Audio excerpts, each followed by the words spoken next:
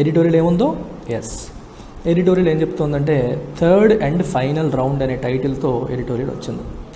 ఏంటి third and final round, దేనికి సంబంధించి డిస్కషన్ అనేది ఒకసారి చూద్దాం. Proposed constitution bench hearing should end the wrangling over NCT state. NCT అంటే national capital territory. National capital టెరిటరీలో ఏమేమి వస్తాయి, ఏ ఏ రీజియన్స్ వస్తాయని మీరు కామెంట్ సెక్షన్లో పెట్టండి. ఎన్సిటీ యొక్క స్టేటస్ ఏంటి అనే విషయంలో గవర్నమెంట్ ఆఫ్ ఎన్సిటీకి మరియు సెంట్రల్ గవర్నమెంట్కి ఒక చిన్న గొడవ జరుగుతుంది. దాన్ని ర్యాంగ్లింగ్ అన్నారు. ఈ ర్యాంగ్లింగ్ ఎండ్ అవ్వడానికి ఒక కాన్స్టిట్యూషన్ బెంచ్ ఫామ్ చేసి ఫైనల్గా ఏంటి దీని కథ, అసలు దాని స్టేటస్ ఏంటి, ఎవరి అధికారాలు ఏంటి అని తేల్చేద్దామని చెప్పి ఇంకో కాన్స్టిట్యూషన్ బెంచ్ వేసే ప్లాన్లో గవర్నమెంట్ ఉంది. సో దాని గురించే జ్యుడిషియరీ ఉంది. సో దానికోసం ఇక్కడ రాయడం అనేది జరిగింది. So let's see what is the story of this. ఈ స్టోరీ అంతా ఎక్కడ జరిగిందంటే మనం వేరేగా మీకు బ్యాక్గ్రౌండ్ ఇవ్వక్కర్లేదు, ఎందుకంటే ఎడిటోరియల్లోనే డీటెయిల్డ్గా రాశారు. So I don't need to give you separate background for this. The complexities of the law governing the national capital territory of Delhi will once again be under elaborate judicial focus. Elaborate judicial focus, judiciary ఇంకొకసారి ఈ entire కాంప్లెక్సిటీస్ని check చేయబోతోంది, ఎలాబొరేట్గా చూడబోతోంది. అసలు వాళ్ళకున్న అధికారాలు ఏంటి, సెంటర్కు ఉన్న అధికారాలు ఏంటి, వీళ్ళకున్న అధికారాలు ఏంటి, వీళ్ళ విషయంలో సెంటర్ ఏం చేయొచ్చు, ఏం చేయకూడదు, ఇలాంటి విషయాలన్నీ కూడా జ్యుడిషియరీ ఇంకోసారి చూడబోతోంది. In what will be the third round of litigation in the dispute between the union government and the government of the NCT of Delhi, a constitution bench will embark on interpreting a couple of phrases in Article 239AA which confers a unique status for Delhi. మీరు ఒక్కసారి constitution అనేది open చేసి article 239AA part 8, if you open part 8 of the constitution, మీరు open చేస్తే అందులో third article 239AA ఇది ఏం చేస్తుందంటే ఈ ఆర్టికల్ ఢిల్లీకి ఒక యునీక్ స్టేటస్ అనేది ఇస్తుంది. It gives a unique status to Delhi. So Delhi is not like regular states, దానికి ఒక యునీక్ స్టేటస్ అనేది ఉంది. సో దాన్ని national capital territory of Delhi అని చెప్పి పిలుస్తారు. అండ్ ఈ ఆర్టికల్ ప్రకారం సో ఢిల్లీకి there will be one lieutenant గవర్నర్ని అపాయింట్ చేస్తారు. He is an appointed administrator, is not an elected one, is an appointed administrator. ఎవరు అపాయింట్ చేస్తారు? సెంట్రల్ గవర్నమెంట్ మనకి అపాయింట్ చేస్తుంది. వాళ్ళ రికమెండేషన్ ప్రకారం ఈ గవర్నర్ అనేది రావడం జరుగుతుంది. మరి ఎన్సిటీకి ఒక లెజిస్లేచర్ ఉంటుంది, అంటే రెగ్యులర్గా అన్ని రాష్ట్రాలకు ఉండేలాగా వీళ్ళకి కూడా లెజిస్లేచర్ అనేది ఉంటుంది. అయితే సమస్య ఎక్కడ వస్తుందంటే there will be some issues కొన్ని సందర్భాల్లో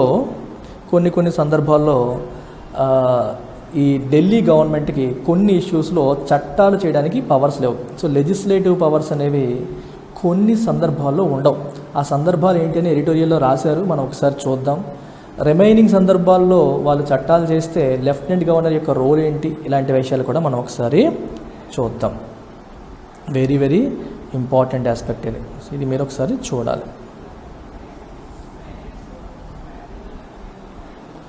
ఇక్కడ ఇంకొక విషయం, ఒక చిన్న కాంప్లికేటెడ్ ఇష్యూస్ ఉన్నాయి కొన్ని. ఇప్పుడు మనకి కౌన్సిల్ ఆఫ్ మినిస్టర్స్ ఉంటారు. కౌన్సిల్ ఆఫ్ మినిస్టర్స్ ఉన్నారు ఒకవైపు, లెఫ్టినెంట్ గవర్నర్ ఇంకోవైపు ఉన్నారు. వీళ్ళిద్దరి మధ్య సమస్య ఎక్కడ వస్తుందంటే ఇప్పుడు ఏదైనా ఒక చట్టం చేసి అది లెఫ్టినెంట్ గవర్నర్కి పంపించారనుకోండి లెజిస్లేచర్ ద్వారా. సో కౌన్సిల్ ఆఫ్ మినిస్టర్స్ ఏమో ఒక వ్యూతో ఉన్నారు, లెఫ్టినెంట్ గవర్నర్ ఏమో ఇంకో వ్యూతో ఉన్నారు. వీళ్ళిద్దరి మధ్య వ్యూ అనేది యాక్సెప్టెన్స్ లేకపోతే, ఇద్దరు ఒకే మాట మీద లేకపోతే, ఇక్కడ ఏం రాశారంటే కొన్ని మీరు ఈ చట్టాన్ని ఓపెన్ చేస్తే మీకు తెలుస్తుంది, ఈ కాన్స్టిట్యూషన్ ఓపెన్ చేస్తే మీకు తెలుస్తుంది. ఏం రాశారంటే డిఫరెన్స్ ఆఫ్ ఒపీనియన్ ఉంటే lieutenant governor can refer it to president. So president మీరు నిర్ణయం తీసుకోండి, వాళ్ళు చెప్పేది వేరుంది, నేను చెప్పేది వేరుంది. సో ప్రెసిడెంట్ ఏదైతే చెప్తుందో అది బైండింగ్ అయిపోతుంది అని చెప్పి చెప్పడం జరుగుతుంది. ఇట్లాంటివి కొన్ని ఉన్నాయి. వీళ్ళకి ఏదైతే ప్రతిదానికి జనరల్గా ఏం చెప్తారు, మనకి గవర్నర్ ఎప్పుడైనా సరే అన్ని అంశాలని ప్రెసిడెంట్కి రిఫర్ చేయరు కదా, కొన్ని అంశాల్లో ఎక్స్ట్రాడనరీ ఇష్యూస్లో మాత్రమే రిఫర్ చేస్తారు. ప్రతిదానికి ప్రెసిడెంట్కి రిఫర్ చేయడం అనేది జరగదు. కానీ ఈ కేసులో ఏంటంటే చాలాసార్లు లెఫ్టినెంట్ గవర్నర్ ఢిల్లీ గవర్నమెంట్ చేసే చట్టాలని ప్రెసిడెంట్కి రిఫర్ చేయడం కావచ్చు, రిజెక్ట్ చేయడం కావచ్చు, ఇట్లాంటివి జరుగుతూ ఉన్నాయి. అందుకని వాళ్ళ పరిధి ఏంటి, వీళ్ళ పరిధి ఏంటి అనేది డిఫైన్ చేయడం కోసం ఈ కాన్స్టిట్యూషన్ బెంచ్ని అపాయింట్ చేయడం జరిగింది. ఒకసారి చూద్దాం ఇంకేం జరిగిందని. ఇట్ వుడ్ సీమ్ అన్నెసెసరీ, చూడడానికి మనకి అవసరం లేదు అనిపిస్తుంది. For another constitution bench, after 5 judges had rendered an authoritative pronouncement in 2018 on various questions that arose from Article 239AA. అర్థమైందా? ఇక్కడ ఏం చెప్తున్నారు, ఆర్టికల్ 239AA సంబంధించి వచ్చిన రకరకాల ప్రశ్నల గురించి 2018లోనే ఒక 5 జడ్జిల కాన్స్టిట్యూషన్ బెంచ్ అనేది ఒక అథారిటేటివ్ ప్రొనౌన్స్మెంట్ అంటే జడ్జిమెంట్ అనేది ఆల్రెడీ ఇచ్చింది. రెండర్ అంటే గివ్ ఆల్రెడీ ఇవ్వడం జరిగింది. మరి ఆల్రెడీ 5 జడ్జిల ధర్మాసనం అనేది దీనిపైన జడ్జిమెంట్ ఇస్తే మళ్ళీ ఇప్పుడు అవసరమా అని మనకు అనిపిస్తుంది. అందుకే ఇట్ వుడ్ సీమ్ అన్నెసరీ అని చెప్పి మనకు అనిపిస్తుంది. However, the Chief Justice of India, Justice N.V. Ramana, has made it clear that the reference to a 5-member bench will be strictly limited to the interpretation of a couple of phrases that were not examined by the earlier bench and no other point will be reopened. Justice Ramana గారు ఏం చెప్పారంటే, last time 2018లో constitution bench ఇచ్చిన తీర్పులో ఒక 2-3 ఫ్రేజులు clarity లేవు. ఆ 2-3 ఫ్రేజులను interpret చేయడానికి మాత్రమే ఇప్పుడు కొత్త బెంచ్ పెడుతున్నాము, ఆల్రెడీ సెటిల్ అయిపోయిన ఇష్యూస్ని డిస్కస్ చెయ్యము అని క్రిస్టల్ క్లియర్గా ఆయన చెప్పడం అనేది జరిగింది. So broadly the 2018 verdict through 3 concurring opinions had ruled that Delhi was indeed A union territory. వాళ్ళు ఏం చెప్పారు, ఢిల్లీ యూనియన్ టెరిటరీయా లేకపోతే స్టేటా, దేని పవర్స్ దీనికి యూనియన్ టెరిటరీ కింద కన్సిడర్ చేయాలా, స్టేట్ కింద కన్సిడర్ చేయాలంటే యూనియన్ టెరిటరీ కిందే కన్సిడర్ చేయాలని చెప్పారు. But the lieutenant governor as the administrator appointed by the president, lieutenant governor appoint చేస్తారు president, should act as per the aid and advice of the council of ministers. విచిత్రం చూసారా, union టెరిటరీలో majority decisions అన్నీ కూడా lieutenant governor తీసుకుంటారు, స్టేట్స్లో council of మినిస్టర్స్కి powers ఎక్కువ ఉంటాయి. కానీ ఇక్కడ ఏం చెప్తున్నారు, కౌన్సిల్ ఆఫ్ మినిస్టర్స్ చెప్పిన దాని ప్రకారమే ఆయన నడుచుకోవాలి, ఈ should act according to the aid and advice of the council of ministers అని చెప్పి లాస్ట్ టైం తీర్పు చెప్పడం జరిగింది. ప్రెసిడెంట్ ద్వారా అపాయింట్ చేయబడతాడు lieutenant governor, but he has to act according to the aid and advice of council of ministers. In area ఎక్కడ ఏ విషయాల్లో, in areas in which legislative power was conferred on Delhi legislative assembly. Delhi legislative అసెంబ్లీకి ఏ విషయాల్లో అయితే చట్టాలు చేసే అధికారం ఉందో, లెజిస్లేటివ్ పవర్ అంటే అర్థం ఏంటి, the power to make legislation, చట్టాలు చేసే అధికారం ఉందో ఆయా అంశాల్లో వాళ్ళు చెప్పిన దాని ప్రకారమే వెళ్ళాలి అని చెప్పడం జరిగింది లాస్ట్ తీర్పులో. ఇప్పుడు ఒకసారి చూడండి, under article 239AA except for police, public order and land, గుర్తుపెట్టుకోండి, police, public order and land, ఈ 3 అంశాల పైన చట్టాలు చేసే అధికారము ఎవరికి లేదు, ఢిల్లీ అసెంబ్లీకి లేదు. పోలీసు, పబ్లిక్ ఆర్డరు, ల్యాండ్, ఈ 3 ఆస్పెక్ట్స్ పైన చట్టాలు చేయడానికి వీళ్ళకి అధికారం లేదు. ఇవి కాకుండా they can make law on all other matters in the state and concurrent list in so far as such matter is applicable to union territories. So ఈ 3 అంశాలు తప్పితే మిగిలిన అన్ని అంశాల్లో కూడా వాళ్ళు చట్టాలు చేయొచ్చు, as far as that matter is applicable to union territory. అంటే ఆ మ్యాటర్ మీకు అప్లై అయితే ఈ 3 అంశాల్లో అప్లై అయినా చేయకూడదు, మిగిలిన అంశాల్లో మీకు అప్లై అయిన వాటిపైన చేయొచ్చు అని చెప్పి రాశారు. విచిత్రం ఏంటి అంటే, ఈ ఫ్రేజులు ఉన్నాయి చూడండి, ఇలాంటివే కన్ఫ్యూజింగ్గా ఉంటాయి, వీటిని ఎలా ఇంటర్ప్రిట్ చేయాలని కన్ఫ్యూజన్ వస్తుంది. The mandate of the hearing is to declare what this phrase means. అందుకే ఇప్పుడు మళ్ళీ ఒక కాన్స్టిట్యూషన్ బెంచ్కి రిఫర్ చేసి విచారణ చేసి ఫైనల్గా చెప్పమంటున్నారు. వాళ్ళకి ఇచ్చిన రెస్పాన్సిబిలిటీ, ఇక్కడ మ్యాండేట్ అంటే మీనింగ్ ఏంటి, రెస్పాన్సిబిలిటీ ఏంటి అంటే ఈ పర్టిక్యులర్ ఫ్రేజ్ యొక్క మీనింగ్ ఏంటి? ఏ meaning? In so far as such matter is applicable to union territories. ఇప్పుడు చూడండి, మనకి చాలా ఐటమ్స్ ఉన్నాయి స్టేట్ లిస్ట్లో, కాన్కరెంట్ లిస్ట్లో. ఇందులో ఒక 3 ఐటమ్స్ పైన వీళ్ళకి హక్కు లేదని చెప్పారు. Police, public order, land. ఈ 3 అంశాలపైన ఢిల్లీ గవర్నమెంట్, ఢిల్లీ వాళ్ళు చేయకూడదని చెప్పేశారు.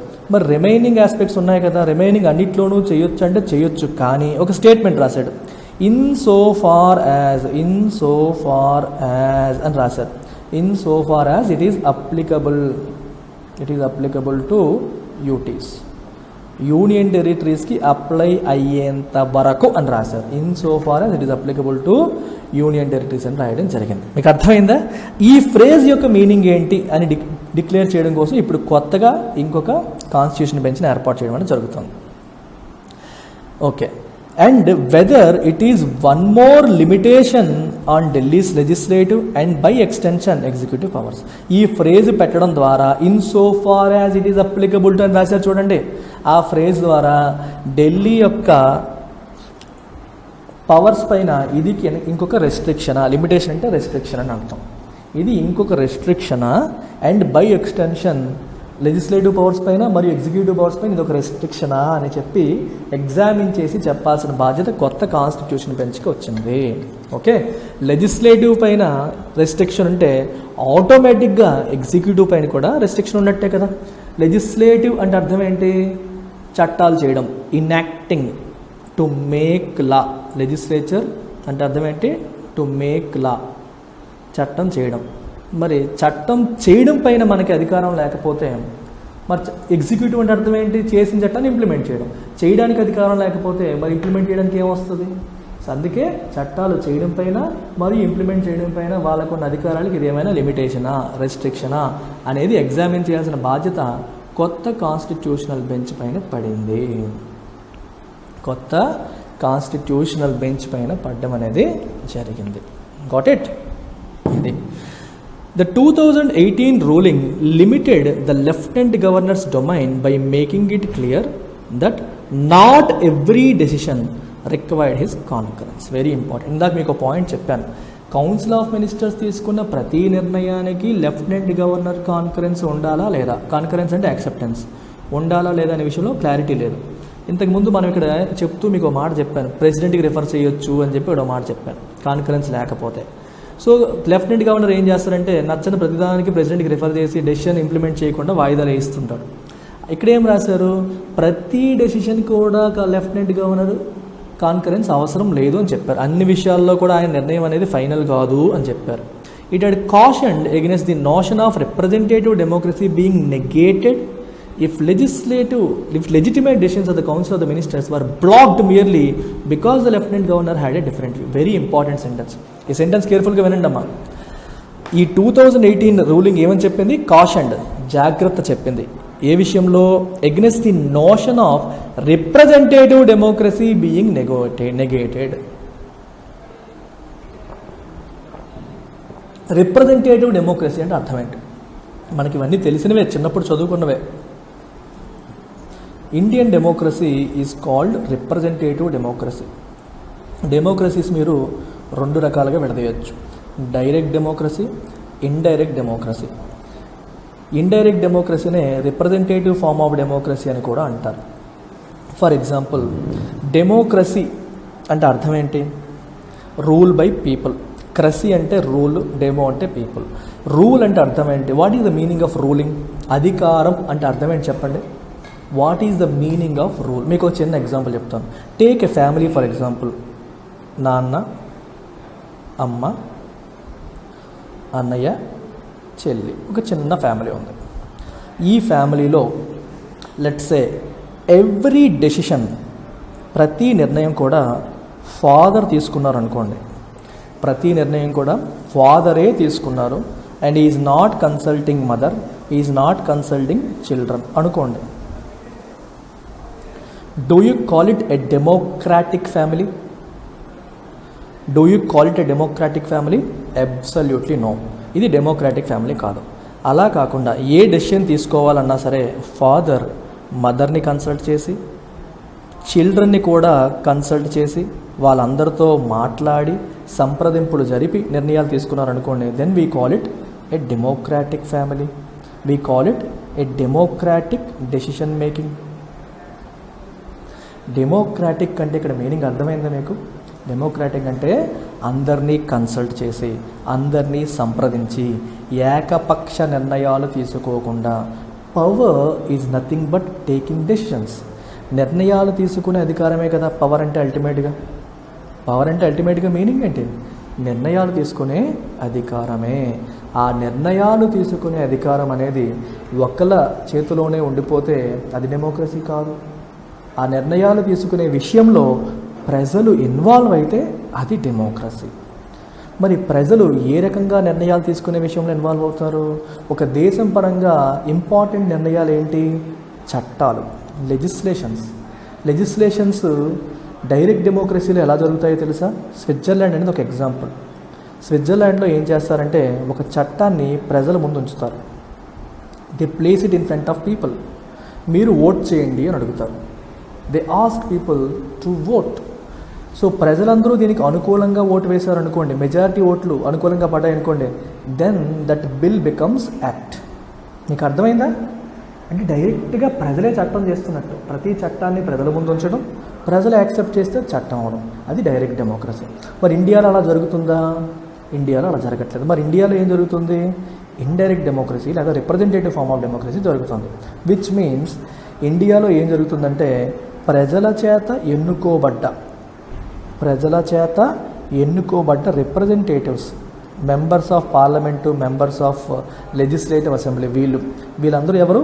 They are representatives of people యొక్క రిప్రజెంటేటివ్స్ పార్లమెంట్లోను, స్టేట్ లెజిస్లేటివ్ అసెంబ్లీలోను మన కోసం, మన తరపున ప్రజా సమస్యలపైన డిస్కస్ చేస్తారు, చట్టాలు చేస్తారు.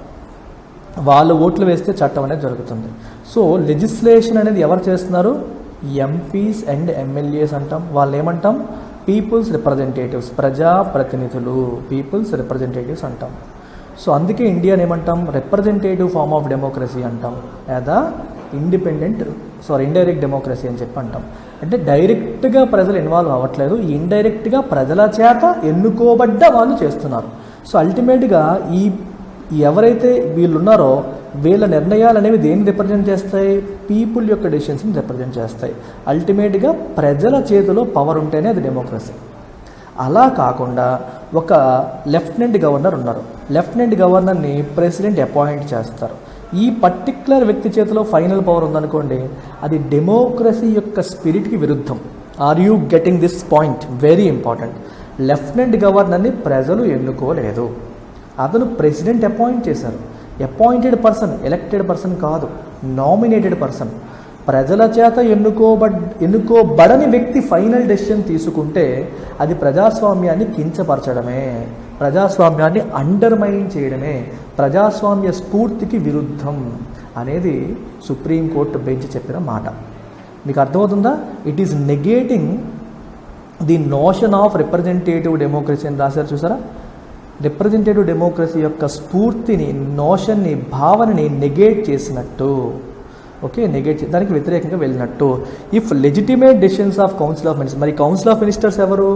ప్రజల చేత ఎన్నుకోబడ్డ ఎమ్మెల్యేలు తర్వాత మినిస్టర్స్ అయ్యారు. సో వీళ్ళందరికీ ప్రజల సపోర్ట్ ఉంది.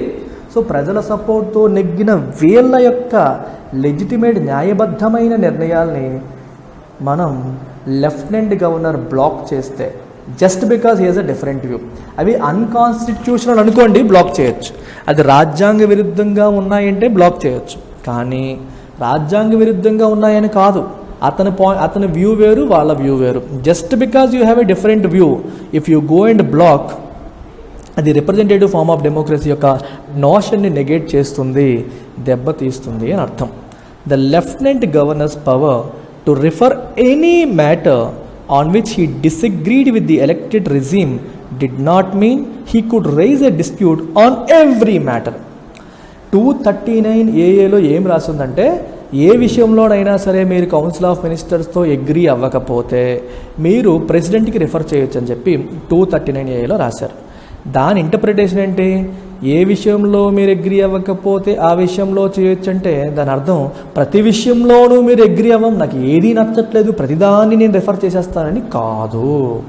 అవకాశం ఉంది కదా అని చెప్పి ప్రతిదాన్ని కూడా రిఫర్ చేసుకుంటూ వెళ్ళకూడదు అని చెప్పి ఇక్కడ చెప్పడం జరిగింది. It is perhaps because of the underlying message that an unelected administrator should not undermine an elected administration that the center badly wanted a fresh reference to another constitution bench. అంతే కదా, ఇక్కడ ఏం కనిపిస్తుంది? ఎలక్టెడ్ అడ్మినిస్ట్రేషన్ యొక్క పవర్ని appoint చేయబడ్డ వ్యక్తి తగ్గించకూడదు. అది డెమోక్రసీ యొక్క స్ఫూర్తికి విరుద్ధం. గుర్తుపెట్టుకోవాలి మీరు చాలామందికి ఒక మంచి పాయింట్ చెప్తాను వినండి అమ్మా, మీరు అందరూ తెలుసుకోవాల్సిన విషయం అది. సినిమాలు గట్రా చూసినప్పుడు మనం అనుకుంటాం ఒక ఐఏఎస్ ఆఫీసరు ఎంతో చదువుకొని ఎంతో కష్టపడి జాబ్లోకి వస్తాడు. పొలిటీషియను జస్ట్ ప్రజల్లోకి వెళ్ళి ఎలక్షన్స్లో నెగ్గి ఐఏఎస్ ఆఫీసర్ పైన నెత్తి మీద కూర్చుంటాడు. ప్రతి ఐఏఎస్ ఆఫీసర్ యొక్క బాస్ కూడా పొలిటీషియనే. అల్టిమేట్గా నువ్వు చీఫ్ సెక్రటరీ కావచ్చు, ప్రిన్సిపల్ సెక్రటరీ కావచ్చు, నీ బాస్ సీఎంఓ, పిఎంఓ, మినిస్టర్స్ అవుతారు. వాళ్ళందరూ పొలిటీషియన్స్. ఎందుకు ఇలాగా అనే క్వశ్చన్స్ వస్తూ ఉంటాయి. ఎంతగా చదువుకున్నాడు ఈ పొలిటీషియన్స్, చాలామందికి చదువు కూడా లేదు. ఈ చదువులేని పొలిటీషియన్స్ కింద చదువుకున్న ఐఏఎస్ ఆఫీసర్స్ పనిచేయడం ఎంతవరకు కరెక్ట్ అని చాలామంది స్టూడెంట్స్కి, యూపీఎస్సీ ఆస్పిరెంట్ కావచ్చు, ఎవరికైనా డౌట్స్ వస్తూ ఉంటాయి. Why is a politician above a bureaucrat? Politician కూడా ఇక్కడ ఎగ్జిక్యూటివే, బ్యూరోక్రాట్ కూడా ఎగ్జిక్యూటివే. అంటే ఇద్దరు కూడా ఎగ్జిక్యూటివ్లో భాగం. ఎగ్జిక్యూటివ్ అంటే ఎవరు? చట్టాలు ఇంప్లిమెంట్ చేసేవాళ్ళు. సో మినిస్టరు ఎగ్జిక్యూటివ్లోకే వస్తాడు, ఐఏఎస్ ఆఫీసర్స్, కలెక్టర్స్ ఎగ్జిక్యూటివ్లోకే వస్తారు. కానీ బ్యూరోక్రాటిక్ ఎగ్జిక్యూటివ్, పొలిటికల్ ఎగ్జిక్యూటివ్ చెప్పిన మాట వింటూ వెళ్లాల్సి వస్తుంది. ఎందుకు? ఎప్పుడైనా ఆలోచించారా? ఎందుకు అంటే this politician is ultimately bound by aspirations of people. ప్రజల యొక్క యాస్పిరేషన్స్కి అనుగుణంగా ఉండాల్సిన బాధ్యత పొలిటీషియన్ పైన ఉంటుంది. పొలిటీషియన్ ఒకవేళ ప్రజల యాస్పిరేషన్స్ అనుగుణంగా లేరు అనుకోండి, దెన్ పీపుల్ ఏం చేస్తారు? నెక్స్ట్ ఎలక్షన్స్లో అతన్ని డిఫీట్ చేస్తారు. సో అల్టిమేట్గా పొలిటీషియన్ పిలక ప్రజల చేతిలో ఉంది. అల్టిమేట్ అథారిటీ, అల్టిమేట్గా పొలిటీషియన్ పిల్లకి ఎవరి చేతిలో ఉంది? ప్రజల చేతిలో ఉంది. That is the spirit of democracy. ప్రజల చేతిలో అల్టిమేట్ పవర్ ఉండాలి. అలా కాకుండా లెట్స్ అజ్యూమ్ ఒక ఐఏఎస్ ఆఫీసర్ వచ్చేసి అందరికంటే పైన ఉన్నారు, and let's say politicians are working under IAS officer అనుకోండి, రివర్స్ చేసుకోండి. ఈ ఐఏఎస్ ఆఫీసర్ని how will you control? IAS officer తప్పు చేస్తే కంట్రోల్ మెకానిజం ఎక్కడుంది? అతని జాబ్ పర్మనెంట్గా ఉంటుంది. ప్రజలకు అతను ఏ రకంగా జవాబుదారీగా ఉంటాడు? So accountability to people is important కదా. ప్రజలకు జవాబుదారీగా ఉండాలి. ప్రజలకు జవాబుదారీగా ఉండే అవకాశం ఎక్కడొస్తుంది? ఇప్పుడు ఐఏఎస్ ఆఫీసర్ ప్రజలకు జవాబుదారీగా లేడనుకోండి, పైన పొలిటీషియన్ ఉన్నాడు, ప్రాబ్లం లేదు. ఎందుకంటే పొలిటీషియన్ చెప్పిన మాట ఐఏఎస్ ఆఫీసర్ వినాలి. కానీ ఐఏఎస్ ఆఫీసరే పైన ఉంటే అతను ఎవరి మాట వినాల్సిన అవసరం లేని పరిస్థితి వస్తుంది. అంటే ప్రజలకి ఎటువంటి పవర్స్ లేకుండా అయిపోతాయి. మొత్తం బ్యూరోక్రసీ చేతిలోకి దేశం వెళ్ళిపోతుంది. ఈ ఐఏఎస్ ఆఫీసర్స్, కలెక్టర్స్ మంచి వాళ్ళైతే దేశం బాగుపడుతుంది, చెడ్డవాళ్ళైతే దేశం నాశనం అయిపోతుంది. సో ప్రజలకి చెడ్డవాళ్ళు ఉన్నారు, వాళ్ళని మారుద్దామన్నా మార్చలేని పరిస్థితి. ఎందుకంటే జాబ్స్ ఆర్ పర్మనెంట్ అయిపోతున్నాయి. అదే పొలిటీషియన్ చెడ్డవాడు అనుకో, మార్చేస్తాం. ఎలక్షన్స్ వస్తున్నాయి, మార్చేస్తాం. అదే ఐఏఎస్ ఆఫీసర్ చెడ్డవాడైతే మార్చగలుగుతామా? మార్చలేము. సో అందుకనే మనకి ఎప్పుడు కూడా political executive is ahead of bureaucratic executive. Bureaucrats అందరికంటే పైన పొలిటికల్ ఎగ్జిక్యూటివ్ ఉండాలి. అందుకే నామినేటెడ్ పీపుల్ కంటే కూడా ఎలక్టెడ్ పీపుల్కే అథారిటీస్ ఎక్కువగా ఉంటాయి. నామినేట్ చేయబడ్డ వాళ్ళకంటే ఎలక్టెడ్ పీపుల్కే అథారిటీస్ ఎక్కువగా ఉంటాయి. ఎందుకంటే ఎలక్టెడ్ పీపుల్ తప్పు చేసినా దానికి కంట్రోలింగ్ మెకానిజం ఎలక్షన్స్ రూపంలో వస్తుంది, మార్చుకునే అవకాశం ప్రజలకు లభిస్తుంది. కాబట్టి అందుకే అల్టిమేట్గా పిలక అనేది ప్రజల చేతిలో ఉంటుంది. కాబట్టి అల్టిమేట్ అథారిటీ, అల్టిమేట్ పవర్ ప్రజల చేతిలో ఉండాలి. తప్పు జరిగినా దాన్ని కరెక్ట్ చేసుకునే అవకాశం ఉండాలి. అలాంటి దాన్నే మనం డెమోక్రసీ అని చెప్పి అంటాము. ఓకేనా? డెమోక్రసీ అనగానే by the people, for the people అని చెప్పేస్తే ఆగకూడదు. మీరు నెక్స్ట్ ఆలోచించాలి, కన్సల్టేషన్ జరగాలి, సంప్రదింపులు జరగాలి, ఫ్రీ అండ్ ఫెయిర్ ఎలక్షన్స్ జరగాలి, సెపరేషన్ ఆఫ్ పవర్స్ ఉండాలి, అన్ని పవర్స్ ఒక చేతిలో ఉండకూడదు. ఇవన్నీ కూడా డెమోక్రసీ యొక్క ఫీచర్సే. క్లాస్ 9 ఎన్సీఆర్టీ ఓపెన్ చేసి ఫస్ట్ చాప్టర్ మీరు ఓపెన్ చేస్తే నేను చెప్పిన అన్నీ ఉంటాయి. ఎన్సీఆర్టీస్లో అంత డెప్త్లో రాయడం అనేది జరుగుతుంది. It is indeed true that a split verdict by a 2-judge bench on the question whether services fell under the union government's domain or the NCT government has flagged the absence of a determination in the constitution bench verdict on the question whether entry 41 of the state list is within NCT's executive and legislative domain.